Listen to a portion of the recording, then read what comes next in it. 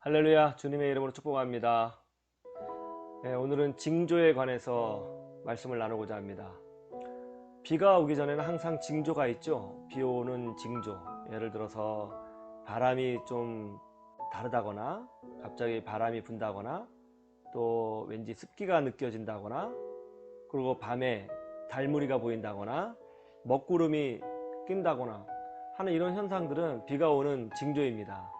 갑자기 맑은 하늘이었다가 비가 막 내리는 경우는 없어요. 뭐 먹구름이 끼든지 바람이 스산하게 불든지, 예? 그런 현상을 미리 보여주고 난 다음에 비가 내리는 것이죠. 징조가 있어요. 지진이 날 때도 징조가 있죠. 갑자기 동물들이 이상한 반응을 보인다거나, 물고기 떼가 죽어서 발견된다거나, 또는 쥐들이 한 방향으로 막 줄지어서 간다거나, 그런 현상이 일어나면 지진이 일어나는 경우가 많죠. 또 쓰나미가 몰려올 때도 그런다고 하지 않습니까? 구름이 갑자기 수직으로 막 쓴다거나, 이런 어떤 특별한 현상들이 일어나면 그 다음에는 지진, 해일, 쓰나미, 이런 현상들이 일어납니다. 하나님이 만드신 모든 창조물에는 갑자기 딱 이루어지는 것은 없고 항상 예비, 전조, 즉 징조가 있습니다. 그런 결과물이 나오기 위한 징조가 있어요. 아이가 태어날 때도 그렇죠. 갑자기 아이가 빵 태어나는 것이 아니고 이제 통증이 오죠. 진통이 있죠. 진통이 있은 다음에 그 다음에 아이가 태어나잖아요. 항상 뭔가 하나님께서는 미리 어떤 사건을 알려주는 이런 예비적 전조, 징조를 만들어 놓으셨습니다. 어떤 징조가 있단 말이죠. 축복받을 때에도 징조가 있어요. 어떤 전조 증상이 있다는 것이죠.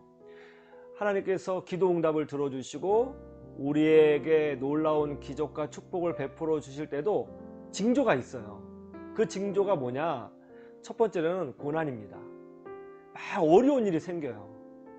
길이 막히고 또 관계도 틀어지고 물질적으로 육체적으로 고난이 생겨요. 정말 힘들죠. 갑자기 막 그런 고난이 생기는 거예요. 너무 힘들어요. 두 번째 나타나는 징조는 뭐냐면 인간으로부터 상처를 받아요. 전에 안 그랬던 사람이 괴롭힌다거나 또 막 말을 막 만든다거나, 그리고 관계가 틀어진다거나 하는 그런 어려움이 생깁니다. 그럼 어떻게 돼요? 마음이 정말 속상하죠. 무너질 것 같고 날마다 눈물만 나는 거죠. 가정도 어렵고 건강도 힘들고 물질적으로도 힘들고 관계도 깨지고 막 사람이 처지는 거예요. 너무너무 고통스러워요. 그렇게 되면 자연적으로 어떤 현상이 벌어집니까? 우리 믿음의 사람들은 이런 문제를 놓고 하나님께 달려와서 눈물을 흘리며 기도하는 역사가 일어나요. 믿는 사람이니까 그런 것이죠. 그런데 사실은 하나님께서 그런 고난을 주고 또 인간관계 가운데 어려움을 주시는 이유는 뭐냐면 기도하라고 그렇게 몰아가시는 거예요. 그런데 그런 기도를 하게 되면 징조가 3개가 있는 거예요. 고난, 인간관계의 틀어짐, 그리고 기도. 일련의 순서가 일어나면 그 다음에 반드시 하나님께서 놀라운 축복을 부어주십니다. 이게 축복의 전조예요. 여러분 그 사무엘상 1장에 보면 사무엘이 어떻게 태어났는지 여러분 잘 아시죠? 한나가 아이를 낳지 못했어요. 정말 힘들죠. 아무리 노력해도 아이가 생기지 않는 거예요. 그 당시에 아이를 못 낳는 것은 굉장히 큰 고난이었거든요. 그런데 그 다음에 어떤 일이 벌어졌습니까? 그 후처인 브린나가 인간적으로 굉장히 괴롭혔죠. 고난이 생기고 인간적으로 어려움이 생겼어요. 그 결과 한나가 어떻게 했습니까? 그 문제를 놓고 실로라고 하는 곳에 올라가서 여호와의 성전 앞에 엎드려 울면서 기도했어요. 그것도 하루 이틀이 아니었어요. 정말 오랫동안 기도했어요. 하나님이 일부러 오랫동안 기도하도록 하시는 거예요. 당장 응답해 주시지 않습니다. 오랫동안 기도하는 가운데 우리 스스로는 깨달아요. 이거 인간적으로 안 되는구나. 인간적인 방법으로 해결할 수 없구나. 그걸 알게 하시는 거예요.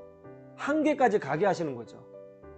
그런 한계까지 가게 하신 후에 하나님께서 딱 축복해 주시는 거예요. 그러면 이거는 인간의 방법으로 된 게 아니야. 하나님이 아니고서는 설명할 수 없는 놀라운 은혜와 기적으로 된 것이구나 하는 걸 알아요. 그래서 그런 일들을 통해서 하나님을 경험하고 체험하고 또 그것 때문에 간증거리가 늘어나고 신앙이 자라는 것이죠.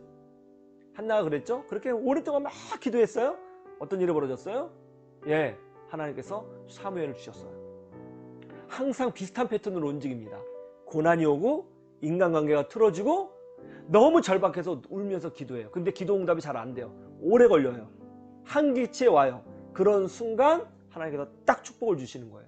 그러니까 고난이 생기고 인간관계가 틀어지고 내가 기도할 수밖에 없는 상황에 떨어지면 아, 이게 축복의 징조구나 하는 걸 알으셔야 되는 거예요. 동일한 얘기를 베드로전서 4장 12절에 13절에 이렇게 설명하고 있습니다. 베드로 사도께서 고난받고 있는 성도들을 향하여 이렇게 권면하고 있어요. 사랑하는 자들아, 너희를 연단하려고 오는 불시험을 이상한 일 당하는 것 같이 이상히 여기지 말고. 고난이 와요. 이게 왜 이런 고난 일이 생기는 거지? 이상히 여기지 말라는 거예요. 왜요? 이렇게 설명하고 있습니다. 오히려 너희가 그리스도의 고난에 참여하는 것으로 즐거워하라. 왜요?